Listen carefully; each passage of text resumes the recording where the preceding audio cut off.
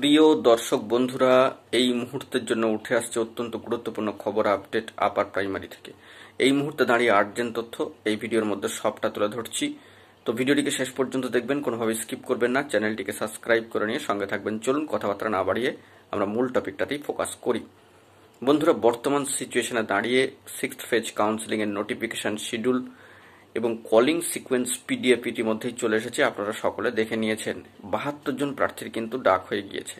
কিন্তু এখন একটা প্রশ্ন, যে বাকি প্রার্থীদের তাহলে কবে হবে, অর্থাৎ বাকি যে প্রার্থী সংখ্যা রয়ে গিয়েছেন এখনো পর্যন্ত, তাদের কবে ডাক হবে।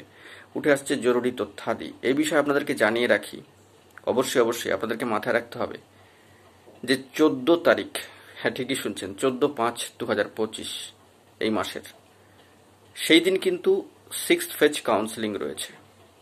72 জন প্রার্থীর ডাক হলো, কিন্তু তারপরেই কন্টেম মামলা রয়েছে। মাথায় রাখবেন 16 তারিখ, অর্থাৎ 14 তারিখের পরে একটা দিন রেস্ট আপ দিয়ে তারপরের দিন, অর্থাৎ 14 কাউন্সেলিং শিডিউল, সেই মর্মে নোটিফিকেশন জারি, একদিন পরের দিনটা রেস্ট আপ, 16 তারিখ আবার কন্টেম মামলা। তো সেই কন্টেম মামলার দিকে আমাদেরকে ফোকাস রাখতে হবে। বলা যেতে পারে যে একটা সময়ের পরিপ্রেক্ষিতে অত্যন্ত গুরুত্বপূর্ণ কন্টেম মামলা কিন্তু দাখিল হয়েছে। তো এই বিষয়ে কি হবে না হবে বা কি ঘটতে পারে না পারে, তার জন্য আমাদেরকে কোর্টের সাইডে তাকিয়ে থাকতে হবে উক্ত দিনের জন্য, অর্থাৎ 16 তারিখের জন্য। সেই দিকে তাকিয়ে থাকতে হবে, কারণ বারংবার বলছি যে বাকি প্রার্থীর সংখ্যা কিন্তু নেহাত কম নয়, 1400+ এখনো পর্যন্ত সংখ্যাটা 1410 জন। অতএব বাকি প্রার্থীদের কবে ডাকা হবে এই বিষয়ে এখনো পর্যন্ত অফিসিয়ালি কোনো বার্তা তো উঠে আসেনি।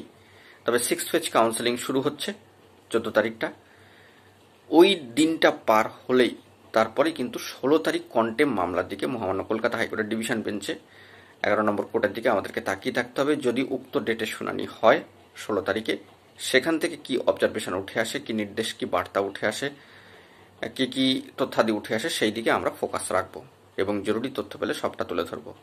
অর্থাৎ একটু অপেক্ষা কিন্তু করতেই হচ্ছে। তো দেখা যাক পরবর্তী ক্ষেত্রে কি আপডেট উঠে আসে। এখন এটুকুই, ভালো থাকবেন, চ্যানেলটিকে সাবস্ক্রাইব করে নিয়ে সঙ্গে থাকবেন। ধন্যবাদ।